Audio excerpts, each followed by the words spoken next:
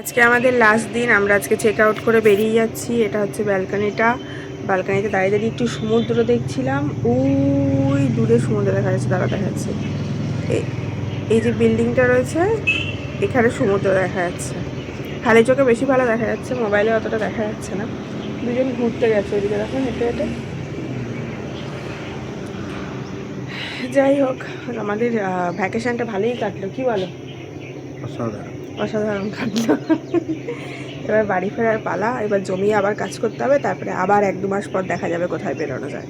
ঠিক সকাল 7:30টার সময় আমাদের হোটেল রুমে ফোন আসে যে স্যার ম্যাডাম ব্রেকফাস্ট রেডি, আপনারা চলে আসুন। তো আমরা এবং শ্বশুর শাশুড়িকে নিয়ে চলে আসি আমাদের কমপ্লিমেন্টারি ব্রেকফাস্টে, যেখানে বুফে বসছিল সেখানে। তো আজকে আর এগ বয়েল ছিল না, আজকে এগ ফ্রাই ছিল। বেশ সুন্দর করে একটা স্কোয়ার শেপে এগের অমলেট বানিয়ে রেখেছিল, একদম গরম ধোঁয়া ওঠা। সকাল সকাল আসার কারণ এটাই যে যদি তুমি যত লেট করবে তত খাবারগুলো ঠান্ডা হয়ে যাবে। তার জন্য যত তাড়াতাড়ি আসতে পারবে তত তুমি খাবারগুলো ফ্রেশ অ্যান্ড হট পাবে। এরপরে নিয়ে নিলাম স্যান্ডউইচ, তার সাথে ছিল পেঁপে আর কলা। পেঁপে আমি একদমই খাই না, কলাগুলো নিলাম। কলাগুলো এখানে ভীষণ টেস্টি খেতে, খুব মিষ্টি আর খুব সফট, একদম ফ্রেশ।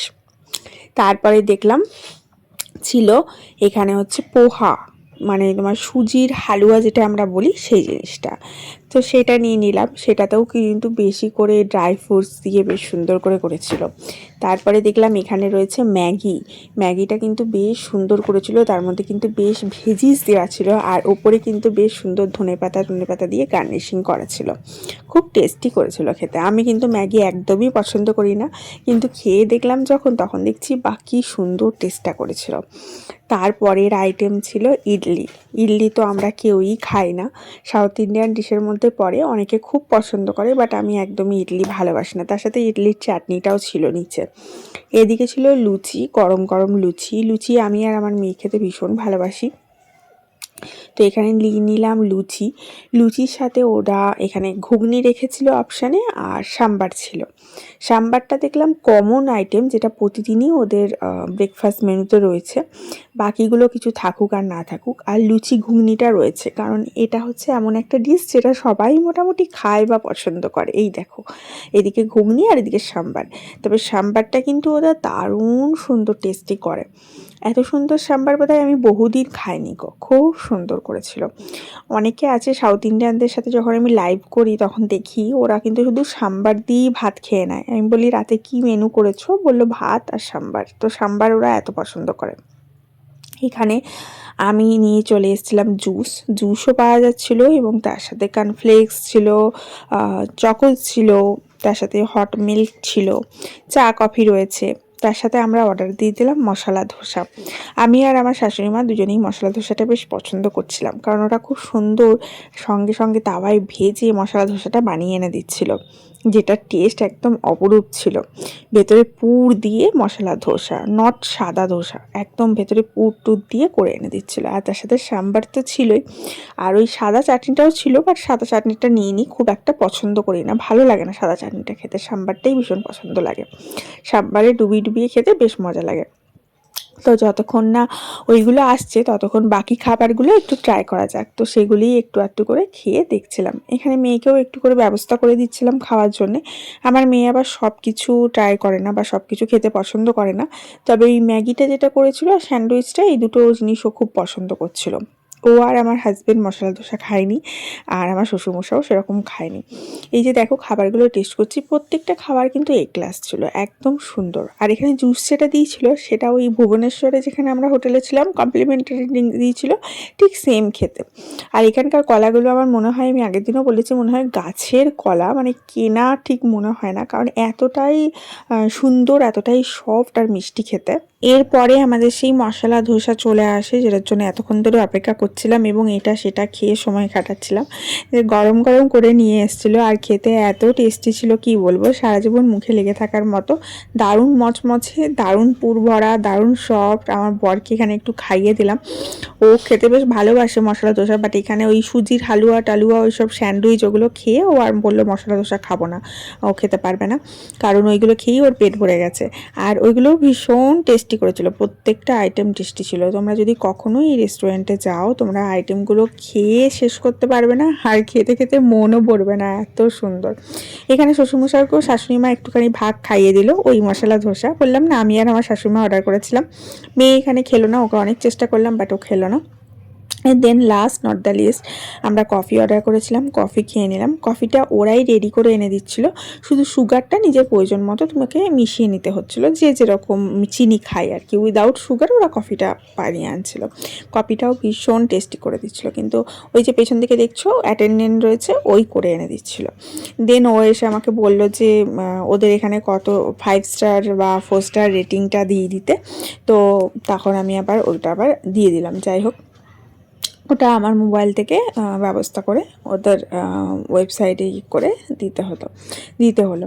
যাই হোক, এরপরে আমরা বেরিয়ে পড়বো আমাদের ঘরের উদ্দেশ্যে, কারণ আমরা 2 দিনের ছুটিতেই এখানে গেছিলাম। তোমরা তো সবাই জানো সরস্বতী পুজোর সময় প্রচুর ভালো একটা ভ্যাকেশন পড়েছিল, মানে যে কোনো 1-2 দিনের ছুটিতে ঘুরতে যাওয়ার জন্য পারফেক্ট ভ্যাকেশন ছিল। আমাদের রিসর্টটা যেটাতে আমরা ছিলাম, এই যে দেখো অর্পিতা বিচ রিসর্ট,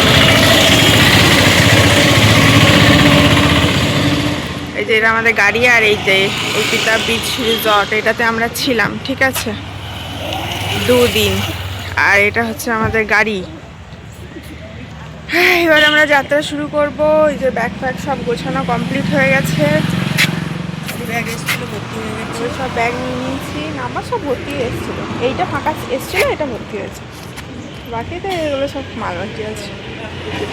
আর এই যে সব রত্ন দাঁড়িয়ে আছে। আর আমার মেয়ে একটা কুর্মি কিনেছে, দেখি কুর্মিটা, কুর্মি কিনেছে, কুর্মি। গাইস তোমরা কেউ কুর্মি জানলে আমাকে কমেন্ট করো।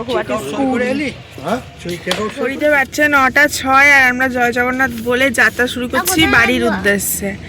আর এই যে আমাদের রিসর্ট ছেড়ে চললাম টাটা করে। তো চলো বাড়ির পথে এগোনো যাক।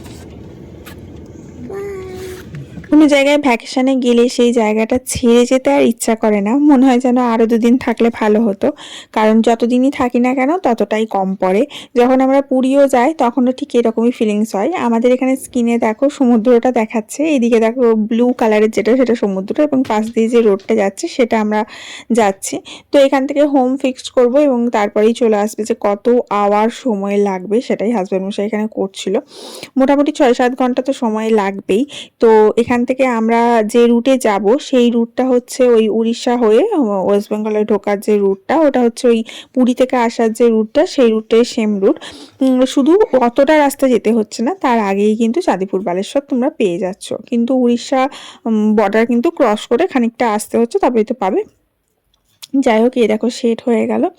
এরপরে এই দেখো এখানে পুরো দেখিয়ে দিল, দেখেছো কত ঘন্টা জার্নি, কতক্ষণ লাগবে, রাস্তা রুট সমস্ত কিছু এখানে দেখিয়ে দেয়। এটা হচ্ছে একটা ভীষণ পজিটিভ দিক বা সুবিধা বলতে পারো। যাই হোক, আমরা এখন হাইওয়েতে উঠবো, যতক্ষণ সময় লাগবে, তারপরে হাইওয়ে থেকে আবার সেরকম সময় লাগবে। আমাদের আসলে মেন সময়টা লাগে হচ্ছে ওই বাঁকুড়া দিয়ে যখন যাই দুর্গাপুরে ঢোকার জন্য, সেখানে অনেকটা সময় লাগে। কলকাতাবাসী যারা, তাদের কিন্তু খুব সুবিধা, তাদেরকে কিন্তু ওই বাঁকুড়া টাকুড়া রুট হয়ে তো আসতে হয় না, তার জন্য ওদেরকে অতটা সময় ওয়েস্ট করতে হয় না। এর মাঝখানে আমরা এক জায়গায় হল্ট করেছিলাম, এটা একটা রেস্টুরেন্টের মতো ছিল। এখানে গিয়ে একটু হল্ট করি, আমরা বাথরুম যাই, চা খাই। কোন জায়গায় রয়েছে? খড়গপুর। এখান থেকে বোধহয় 15 কিলোমিটারের মতো, আর 12 কিলোমিটার খড়গপুর। তো আমরা এখানে একটা রেস্টুরেন্টে এসেছি, এখানে চাটা খাবো নাকি কি বলছো? চা খাবো, বারো ছিল খাওয়া যাবে না। এখন ভিডিও করছি, এর মধ্যে তোমাকে বারের কথা বলতে হবে নাকি? চা খাবো ভদ্র সভ্য মতনটা, আমি তো খাই না কখনো কিছুই। যাই হোক, দেন আবার যাবো। এখান থেকে মোটামুটি 4 ঘন্টার রাস্তা আছে পৌঁছাতে। আর জায়গাটা খুব সুন্দর, সেটা তোমাদের দেখো কি সুন্দর, জাস্ট দেখো, এই দেখো। আর এখানে আবার একটা জায়গা করা আছে ফটো তোলার, আমরা ফটোশ্যুটও করলাম।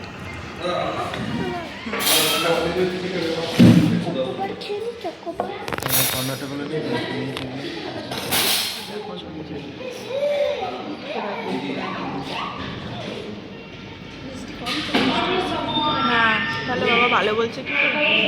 আমরা এখানে চা খেয়ে ফ্রেশ ফিল করলাম, তার সাথে সাথে আমার পুচকি মেয়ে, ও তো চা খায় না, ও এখানে আইসক্রিম নিয়েছিল, বললাম আমি আইসক্রিম খাবো। দাম নিল 100 টাকা গাইজ, মানে হচ্ছে 50 টাকা করে চা। মানে আমরা যে হোটেলে ছিলাম ওখানে 51 টাকা, ওখানে 51 টাকা এক কাপ চায়ের দাম ছিল, এখানে 50 টাকা, 1 টাকা কম, ঠিক আছে। আর মেয়ে নিয়েছে আইসক্রিম। এই যে এর বাইরের লনটাও খুব সুন্দর, সাজানো গোছানো, বেশ ভালো লাগছে।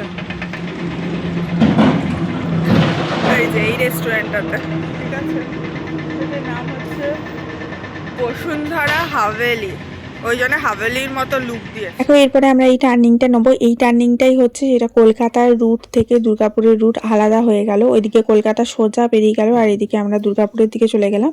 মানে আমরা ওই বাঁকুড়া, বিষ্ণুপুর, এই সমস্ত ওই সমস্ত জায়গা, বেলিয়াতোড়, ওই সমস্ত হয়ে সোনামুখী হয়ে আমরা দুর্গাপুরের দিকে যাব।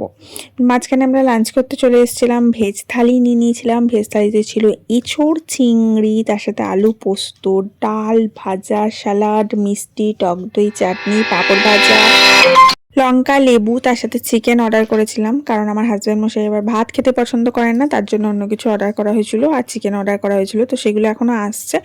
তো ভেজ সাইডে যেহেতু দিয়েছি, আমরা এখন লাঞ্চটা স্টার্ট করছি। ওদিকে আমার শ্বশুর শাশুড়িও বসছিল, তাদেরও ওই ভেজ থালি অর্ডার করা হয়েছিল, তারাও খেতে স্টার্ট করে দিয়েছে। আর হাজব্যান্ডের জন্য অর্ডার করা হয়েছিল সেটা হচ্ছে পোলাও, বাসন্তী পোলাও, আর তার সাথে চিকেন কষা। আর এই যে দেখো, পোলাওটাও কিন্তু খুব ভালো করেছে, একদম ঝুরঝুরে। ও পোলাও খেতে ভীষণ ভালোবাসে। আমি আর আমার মেয়ে আবার পোলাও একদম খাই না, ফ্রাইড রাইস তাও যা খাই। তো আমরা ওখানে দুদিন রাতে মিক্স ফ্রাইড রাইস খেয়েছি বলে এবারে ভাবলাম ভেজ থালিটাই ভালো। আর তার সাথে নেওয়া হয়েছিল বেগুনি খাওয়া হলো, আর লাস্টে নেওয়া হয়েছিল মশলা কোল্ড ড্রিঙ্কস। লাঞ্চ করে বেরিয়ে যখন গাড়িতে উঠেছি, কখন যে ঘুমিয়ে গেছি বুঝতে পারিনি। হঠাৎ ঘুম ভাঙলো, তখন দেখছি দুর্গাপুর ব্যারেজ ক্রস করছি, কিন্তু স্টিল আমার হাজবেন্ড কিন্তু জেগে ড্রাইভ করছিল, তার সাথে শ্বশুরমশাইও জেগেছিল। আর এদিকে আমি, শাশুড়ি মা আর আমার মেয়ে দেদার ঘুম দিচ্ছিলাম। 4:25 আর আমরা এখন দুর্গাপুর ব্যারেজে ঢুকলাম। মোটামুটি দুর্গাপুর ঢুকে গেলাম। ব্যারেজ ঢোকা মানেই তোমাদের ঘর চলে আসা। চলো এখানেই বিদায় নিই, কাল থেকে দেখা হবে আবার একটা রেগুলার লাইফস্টাইল রুটিন ব্লগের সাথে। ততক্ষণ তোমরা ভালো থেকো, সুস্থ থেকো, অনেক অনেক হ্যাপি থেকো। 4:47 আমরা ঘর ঢুকলাম, ঘরে এসে পৌঁছালাম কুর্মি আর আমরা। 4:47 সেলাই করে। ঠিক আছে।